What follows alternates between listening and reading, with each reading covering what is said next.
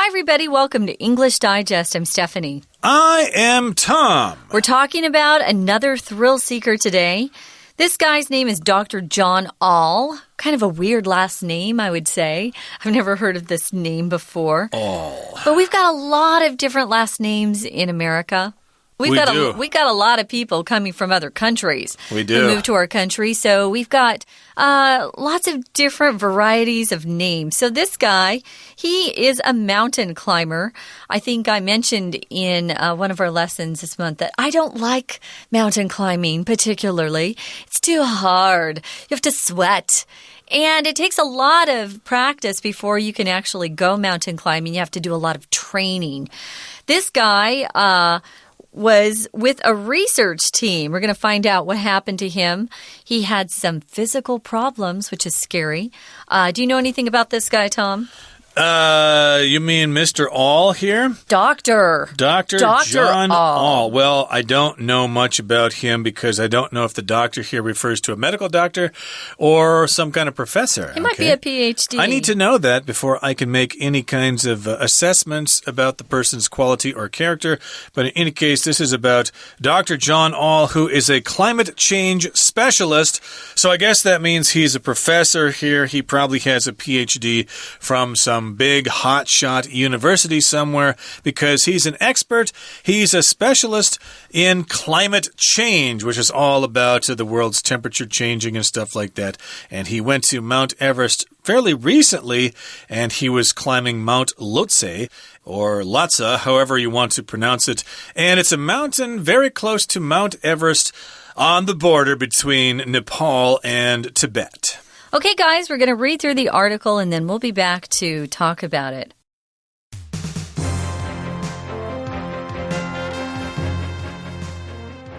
Dr. John All, a climate change specialist, was at Mount Everest Base Camp on April 18, 2014, getting ready to climb Mount Lhotse, Everest's sister peak. While All spent some time getting accustomed to the high altitude, his Sherpa guides went up the mountain to prepare for their climb. Then at 6:45 a.m., an ice avalanche weighing an estimated 14.3 million kilograms crashed down the side of Mount Everest.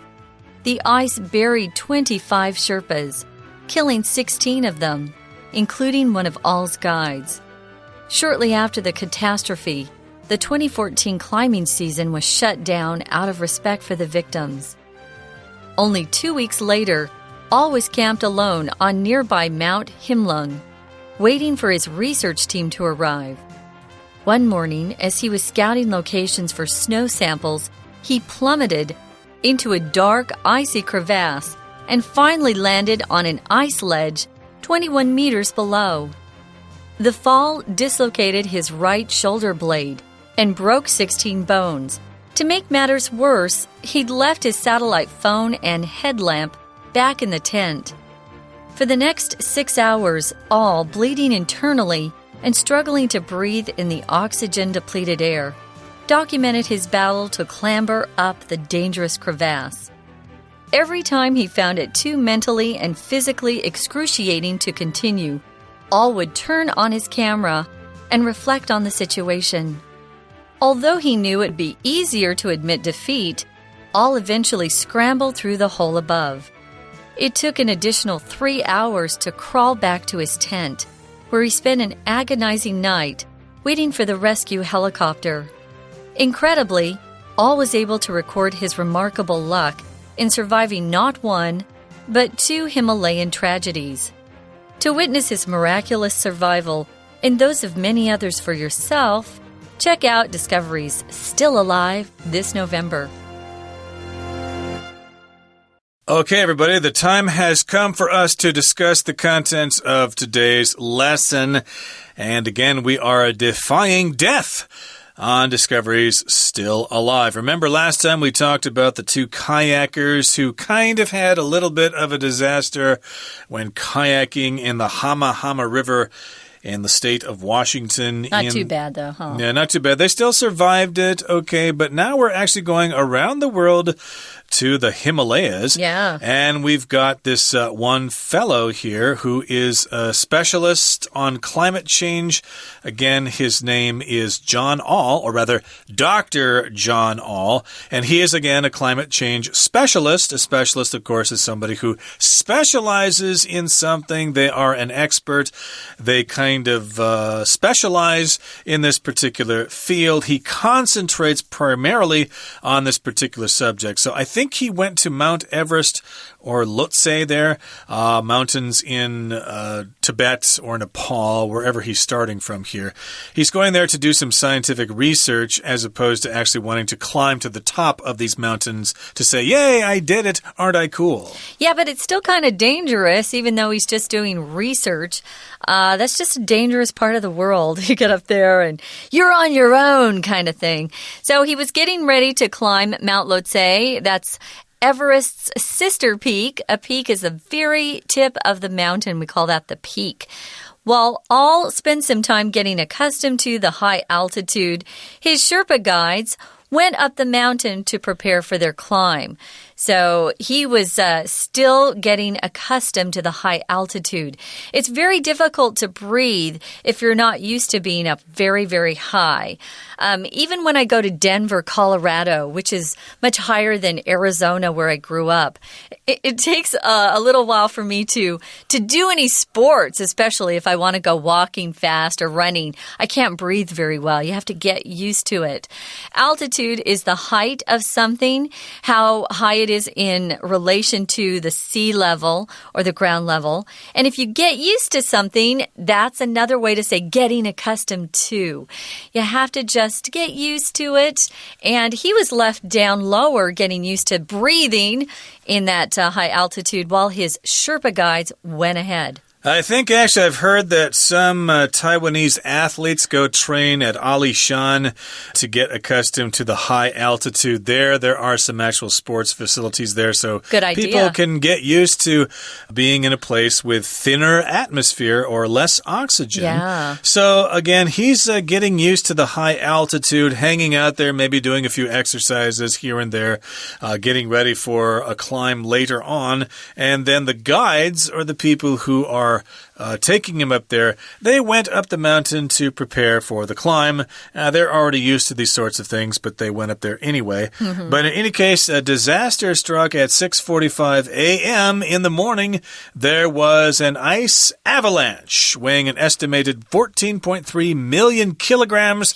It crashed down the side of Mount Everest. Of course, they did not expect that to happen. No. An avalanche is when a large amount of snow, or as in this case, a large amount of ice, comes tumbling down the mountain. It falls rapidly down a mountainside. And unfortunately, sometimes people get caught in avalanches. You get buried by snow and ice, and you're probably not going to survive because that stuff is really, really heavy. It is. And it's very, very cold. You can't just climb out of it. You can't just crawl or, use your hands to get out. It's heavy. Somebody's got to dig you out, and they have to do it fast, and they don't know where you are. So if you get caught in an avalanche, you're probably not going to survive. Yeah, most likely. And there's no warning. You kind of just hear this thunderous sound, and the snow comes down, or the ice in this case, which is even heavier. So this avalanche crashed down the side of Mount Everest.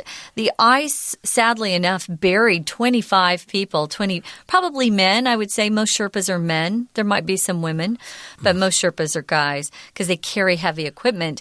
They buried the 25 Sherpas, and it killed 16 of them. So they were able, some of them, to either get out or be dug out before they passed away.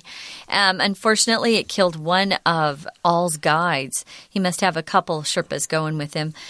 Shortly, it says, after the catastrophe, the 2014 climbing season was shut down. They closed the mountain, saying nobody else can go this year because we want to do this out of respect for the victims. To show them the respect, they just said no more climbing. We're just going to leave the mountain alone for the rest of the year. A catastrophe, guys, is an event that causes a lot of damage. It's sudden usually, and there's a lot of suffering. It could also be called a disaster. And typically people die in a catastrophe. Scary. And the adjective is catastrophic. There was a catastrophic earthquake that struck the country this evening. So in any case here, yes, this was a catastrophe. It happened and lots of people died. And, of course, they shut down the climbing season later. I remember when that was on the news. Yeah. Lots of people had to have their dreams shattered of climbing Mount Everest. They would have to come and climb another day. Now, only 2 weeks later, All was camped alone on nearby Mount Himlong, waiting for his research team to arrive. So he remained there. Remember, Dr. John All, a climate change specialist, 2 weeks after the catastrophe, 2 weeks after the disaster, he was camped by himself on another mountain here, Mount Himlong, and of course he was waiting for his research team to arrive. Some other people were coming to help him out. Probably Sherpas, right? Yeah, probably Sherpas, again, probably coming to help him out with his climate change research on the highest mountains in the world. So it says, one morning as he was scouting locations for snow samples, he plummeted into a dark, icy crevasse and finally landed on an ice ledge that was 21 meters below. If you scout an area, it means you go out, checking out a new area you're not familiar with, but you're trying to get more familiar with it. We'll often call people who look at these locations scouts. In fact, if you want to work in the movies, you might be a location scout. These guys, their job is to go out and see where they can film a particular scene where it will look the best. Those are location scouts. He was scouting out the mountain because he wanted to get some good snow samples. But unfortunately, as he was scouting out by himself, he plummeted or fell very quickly and very steeply into what we call a dark, icy crevasse. A crevasse is kind of a deep crack in between something. Especially we use it when we're talking about a glacier. So there was a crack that he fell into, which is scary because sometimes you can't be seen if you're in these crevasses. He finally, though, landed on an ice ledge, a part that was sticking out 21 meters below. That's a big drop. We're going to find out what happened to Dr. John All. But first, guys, we're going to listen to our Chinese teacher. Hi everyone, my name is Jenny. 今天我们继续来看这个单元。第5单元要谈的是 Still Alive。这个在 Discovery Channel 上面的一个节目。好，我们呢之前已经说过，这真的是一个惊险的记录。而今天这一段文字呢，要告诉大家的是另外一位气候变迁专家他所经历的一个惊险的事件。好，这位专家叫 Dr. John All。在介绍他的时候呢，他后面说他是一个 a climate change specialist。好，我们晓得这种是一个同位语的用法。当你有一个新的名词，或者是比较大家不懂的名词，那你要进一步的解释，往往就会用逗点在后面隔开，然后呢，用一个同位语的形式来表示。那这句呢，其实再往下读，他又提到说，他当时呢，是在圣母峰的基地扎营，然后准备攀登圣母峰的一个姐妹峰。好，在提到这个姐妹峰的时候，他要说这个姐妹峰它是落子峰，而这个要解释它的又是一个同位语，就是 Everest Sister Peak。这个同位语当然就是要解释给大家，它指的是哪一个山峰。好，我们看到再往下，当然这位博士他呢当时是正在花一点时间要适应这个海拔的高度。好，首先看到这里有一个 spent， 当你说花时间做某事，记得后面的动作部分要变成 V-I-N-G， 所以你有看到一个 getting accustomed to。 好，这里的 getting 就是这样来的。当时他是要花一点时间打算习惯这个海拔的高度，而结果不幸就发生了，因为当时呢圣母峰它呢发生了冰崩。好，这里有一个 ice avalanche， 这个冰崩当然你可以想见，这是一种非常多的冰，有1430万公斤的冰从它的三侧这边给崩落了。好，当时这个事件当然造成了一些夏尔巴人他们被埋没，而且其中有16名罹难。好，他说这16名当中有1位是他自己的向导。现在看到这里咯， including one of our guys。Including 这个字当然它是一个介系词的用法，所以我们知道表示包含什么。好，以前面16个人来说，其中就包含了他自己的一名 guide， 一名向导。好，这个用法请大家注意。接下来我们要来看，这并不表示说他的劫难已经结束了，其实很不巧的，就在2周之后，他呢，在一个山区里，他独自的扎营。这时候，原来是在等他的研究团队抵达。可是，这时候又发生什么事呢？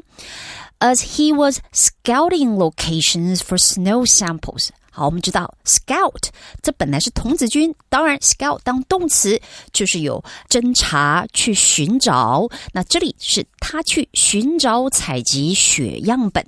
当时他在找那个血样本的地点，这时候呢 he plummeted into a dark icy crevasse。 好，注意到这个动词 plummet， 我们知道 plummet这个动词就表示垂直下降，所以当时它掉落的状况可以说直接坠落到这个裂缝当中。 We're going to take a quick break. Stay tuned. We'll be right back.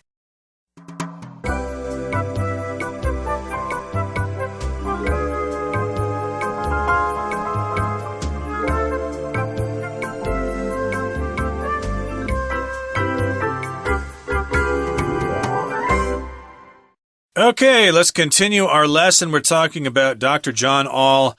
And, we talked about the first catastrophe when there was an avalanche killing all sorts of Sherpas there. But Dr. John All remained in the area to continue to do research. Now he shifted his attention to another mountain nearby. And again, he was waiting for some other members of his team to show up, and he was scouting locations to take some snow samples.And he fell quickly into a dark, icy crevasse, and finally landed on an ice ledge.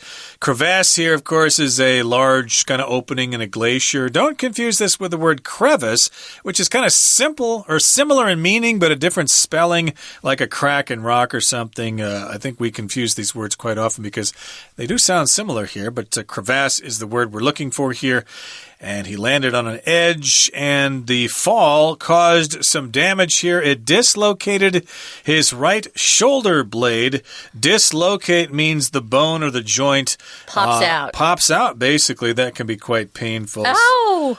Dislocated shoulder or something. That happened to Derek Jeter. It did. It did, okay, yes. Wonder. And also it broke, 16 bones. Woo!in part of his leg, or what was it? It's just 16 bones in his body, basically. They don't tell us, Yeah, so that's a lot. That's a lot of bones to break as a result of a fall. Yeah. So to make matters worse, even worse, he'd left his satellite phone and headlamp back in the tent. So, yeah, he was stuck in this crevasse in a glacier. So things were going from bad to worse. He not only fell, but also he had no satellite phone to call for help. Help, I'm stuck in this crevasse. You got to come and rescue me. Nope, he couldn't do it. And he was also in the dark because he did not have his headlamp, which is basically a light that is mounted on your head. Well, this was silly. He went out unprepared.You should always go out prepared, even if you think you're going to just be around your tent. What was he thinking? I don't know, he wasn't. For the next 6 hours, Dr. John All was bleeding internally. If you're bleeding internally, it means one of the organs inside your body's bleeding. You can't see it, and sometimes people can die because they bleed internally, and but no one can see it. So you always should go to the hospital if you have a big fall or something, especially if you hit your head. Sometimes our brains will bleed internally, and that can kill you.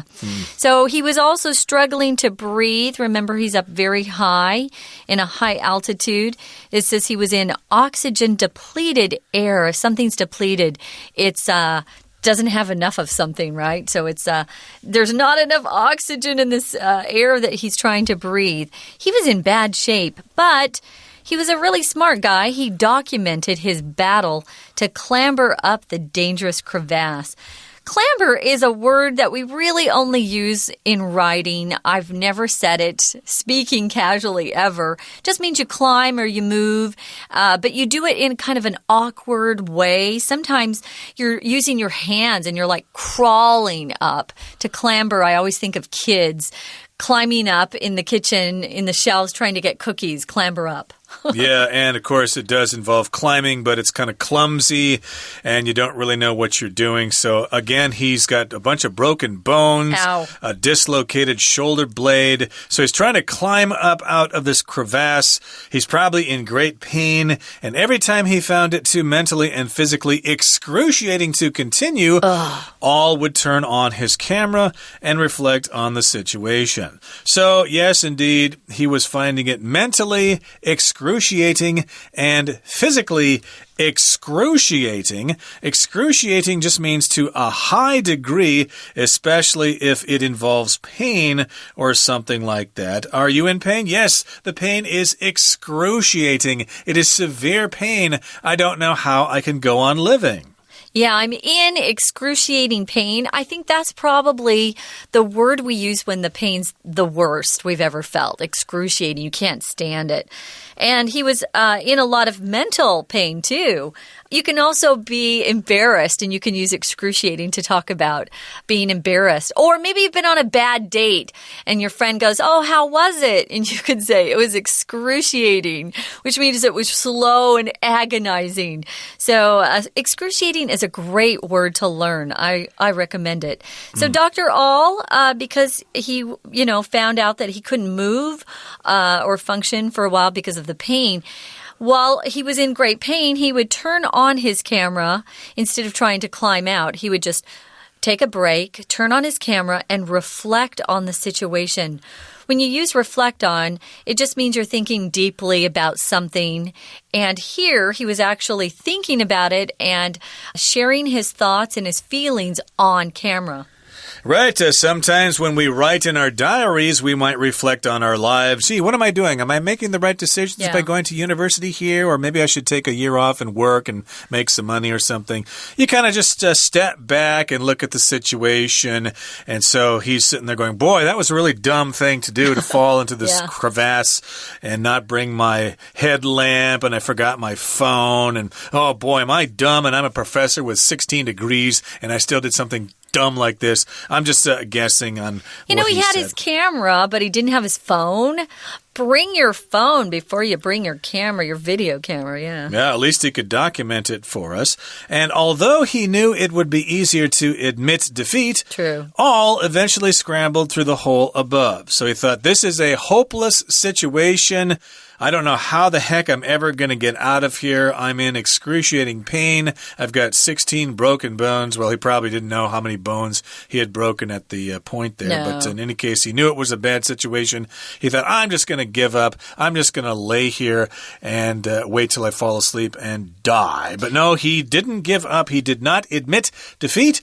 He eventually scrambled through the hole above. Here we have scrambled. As a verb, to scramble just kind of means to move quickly but awkwardly in a certain direction. You could be scrambling up a slope or over ground or something like that. So he basically put in the final effort and said, I've got to do it now. It's all or nothing. I need to do this if I hope to survive. Scramble's very similar to that word clamber that we looked at earlier, but we'll use scramble a lot more. Scramble to get to class in time, meaning you're running, you're going really fast. We scramble our eggs in the morning when we mix the yolk and the white part together.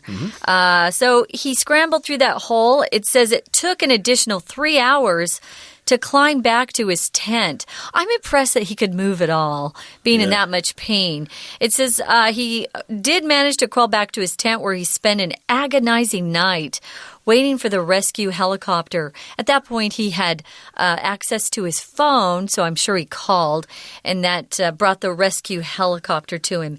Agonizing, again, is a great word if it's very, very painful. It can be mental pain or physical pain, both. Sometimes we'll talk about people dying an agonizing death. Sometimes if they have really bad cancer and there's a lot of pain involved to the very end. Agonizing also seems to give me the feeling of it being slow. Slow and agonizing. And he had broken so many bones and dislocated his shoulder blade, and there's no doctor around, so that must have been very, very painful there, waiting for that rescue helicopter, which would come in the morning.